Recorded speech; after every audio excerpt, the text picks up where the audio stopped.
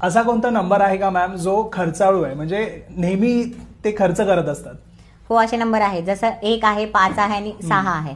हे number खर्चाळू number आहेत. त्यांना म्हणजे त्यांना ना असं छोट्या छोट्या गोष्टीमध्ये ना ते अशी कंजूसी नाही करू शकत. त्यांना खर्च करायचाच आहे. 1, 5 आणि 6. आणि जर तुम्ही म्हटला सेव्हिंगचे कोणते नंबर आहे, तर मुलांक जे 8 आहे, ठीक आहे, ते सेव्हिंगचं आहे. त्यांची फायनान्शियल मॅनेजमेंट स्किल खूप चांगली असते. कारण की इनिशियली त्यांना इतकं स्ट्रगल होतं ना, इनिशियली त्यांना हार्डवर्क करावं लागतं. मग त्यांना त्यांची व्हॅल्यू कळते, कुठं आणि किती खर्च करायचा. त्यांना ते नॉलेज यायला लागतं. आणि त्यांची जी मॅनेजमेंट स्किल आहे ना, तर ते खूप चांगली आहे. इव्हन ते फायनान्शियल एज्युकेशन त्यांचं चांगलं असतं. इव्हन नंबर 4चं पण आहे ना, दुसरा सेव्हिंगचा नंबर तुम्ही विचारला ना, तर नंबर 4 आहे. त्यांचं पण आहे ना, त्यांना पण माहिती आहे की ते प्रॅक्टिकल असतात ना बेसिकली. त्यांना माहिती आहे कुठं किती कसं खर्च करायचा. ते इमोशनल स्पेंडिंग नाही करत. इव्हन जे मुलांक 4 वाले जे लोक आहेत ना, ते ना फक्त त्यांचं डोक्यामध्ये लॉजिक चालतं. इव्हन जेव्हा ते भांडणं पण करतात ना, त्यांच्या डोक्यामध्ये चालतं की अरे मला ना, म्हणजे तू ह्याच्यामध्ये काही लॉजिक दिसत नाहीये. तर त्यांना फक्त ते लॉजिक त्यांच्या मागे पळतात. त्यांना इमोशन्स जास्त कळून येत नाही. त्यांना लॉजिक कळालं ना, मग ते बेस्ट आहे. ओके. इव्हन त्यांचे सगळ्यात जास्त ब्रेकअप होतात.